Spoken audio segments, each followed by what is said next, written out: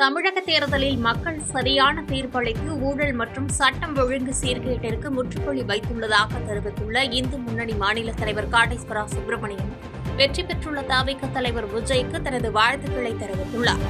திருப்பூர் மாவட்டம் பல்லடத்தில் செய்தியாளர்களை சந்தித்தவர் கடந்த 5 ஆண்டு கால திமுக ஆட்சியில் போதைப்பொருள் புழக்கம், கொலை போன்ற சம்பவங்களால் சட்டம் ஒழுங்கு சீர்குலைந்திருந்ததாக குற்றம் சாட்டினார்.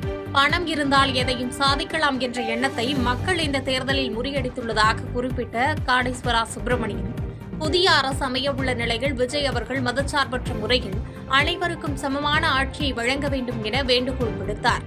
மேலும் நீதிமன்ற உத்தரவுகளை மதித்து செயல்படும் அரசாக இது அமைய வேண்டும் என்றும் வலியுறுத்தினார். இந்த நாடு மதசார்பற்ற நாடு. வந்திருக்கக்கூடிய நாளை பதவியேற்கக்கூடிய முதலமைச்சர் விஜய் அவர்கள் எல்லாருக்கும் சமமாக நடக்க வேண்டும். இது மதசார்பற்ற நாடு, எந்த வேறுபாடு எல்லாம் நடக்க வேண்டும் என்று இந்து முன்னணி வேண்டுகோள் விடுக்கின்றது. வருகின்ற காலங்களில் இந்த வருகின்ற புது அரசாங்கமானது சட்டத்துக்குட்பட்டு நடக்க வேண்டும் என்று கருதுகின்றது.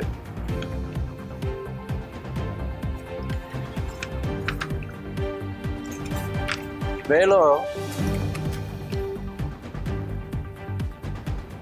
இந்த பணத்து மூலியமாக ஓட்டு வாங்கிடலாம், ஆட்சி அமைச்சலாங்கிறதுக்கு ஒரு பெரிய இந்த முடிவு கட்டியிருக்காங்க. விருதுநகர் மாவட்டம் சாத்தூர் அருகே பாதுகாப்பு விதிகளை முறையாக பின்பற்றாத பட்டாசு ஆலைகள் மீது அதிகாரிகள் அதிரடி நடவடிக்கை மேற்கொண்டுள்ளனர். சாத்தூர் மற்றும் வெம்பக்கோட்டை சுற்றுவட்டார பகுதிகளில் உள்ள பட்டாசு ஆலைகளில் தொழிலாளர் பாதுகாப்பு அதிகாரிகள், வருவாய்த்துறையினர் மற்றும் தீயணைப்புத் துறையினர் அடங்கிய சிறப்பு குழுவினர் திடீர் ஆய்வு மேற்கொண்டனர்.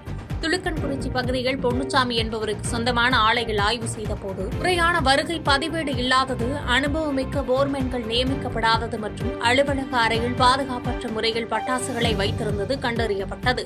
இதையடுத்து அந்த ஆலை மீது உடனடியாக நடவடிக்கை எடுக்கப்பட்டது.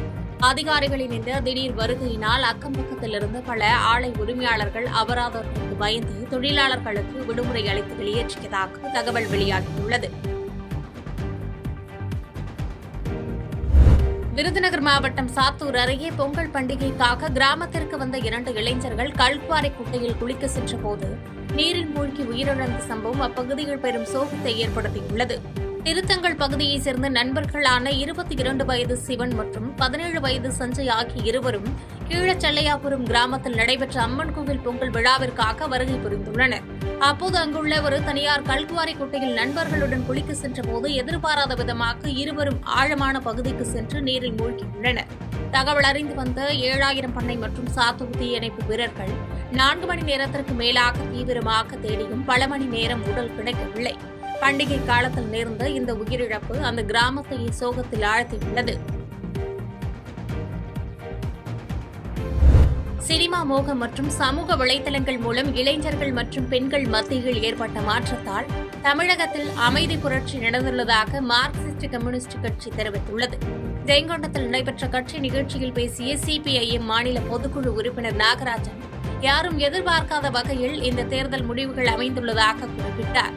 புதிய தலைமுறை வாக்காளர்கள் அரசியலில் ஒரு பெரிய மாற்றத்தை ஏற்படுத்தியுள்ள நிலையில் தவிக தலைவர் விஜய் கூட்டணி கோரி இடதுசாரி கட்சிகளுக்கும் கடிதம் அனுப்பியுள்ளதை அவர் உறுதிப்படுத்தினார். மேலும் இதுகுறித்து வரும் 8ஆம் தேதி நடைபெறவுள்ள மாநில பொதுக்குழு கூட்டத்தில் விரிவாக விவாதிக்கப்பட்டு முறைப்படி கூட்டணி குறித்த முடிவு எடுக்கப்படும் என்றும் கட்சி எடுக்கும் முடிவிற்கு தொண்டர்கள் கட்டுப்பட வேண்டும் என கேட்டுக் கொண்டார். மார்க்சிஸ்ட் கட்சியினுடைய கண்ணோட்டமாக, நிலைப்பாடாக எதை நோக்கி நாம் பயணிப்பது என்று கட்சி விவாதிக்க இருக்கிறது, விவாதித்து ஒரு முடிவெடுக்க இருக்கிறது. அது எதுவாக இருந்தாலும் கட்சி உயர்மட்ட குழு உறுதியான முறையில், சரியான முறையில் ஒரு அரசியல் நிலைப்பாட்டோடு நம்முடைய அரசியல் தீர்மானம் எவ்வாறு வழிகாட்டிருக்கிறதோ அந்த அடிப்படையில் தான் அந்த முடிவை எடுப்பார்கள். அப்படி எடுக்கிற போது அதற்கு நாம் எல்லாம் உறுதுணையாக இருந்து அந்த முடிவை ஏற்றுக்கொள்ள வேண்டிய ஒரு தேவையும் அவசியம் ஏற்பட்டிருக்கிறது என்பதை நீங்கள் முதலில் புரிந்து கொள்ள வேண்டும்.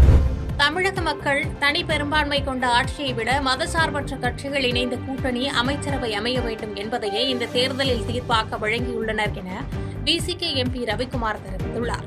புதுச்சேரியில் மத்திய அரசின் மும்மொழிக் கொள்கை மற்றும் இந்தி திணிப்புக்கு எதிராக விடுதலை சிறுத்தைகள் கட்சி சார்பில் கண்டன ஆர்ப்பாட்டம் நடைபெற்றது.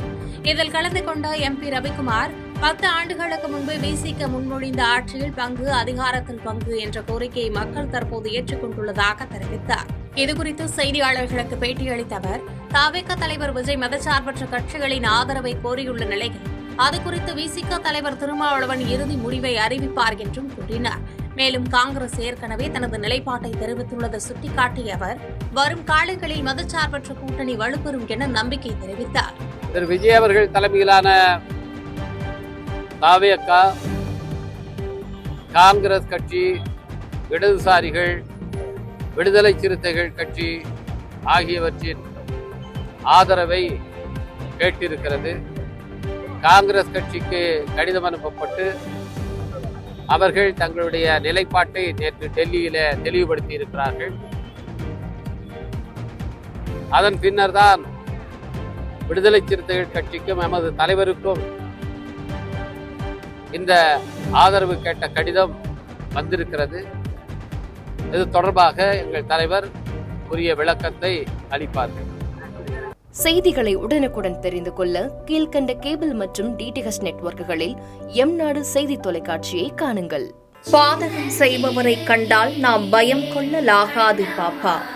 மோதி மிதித்துவிடு பாப்பா, அவர் முகத்தில் உமிழ்ந்து விடு பாப்பா. அண்மை செய்திகளை உடனுக்குடன் தெரிந்து கொள்ள இணைந்திருங்கள் எம்நாடு தொலைக்காட்சியுடன்.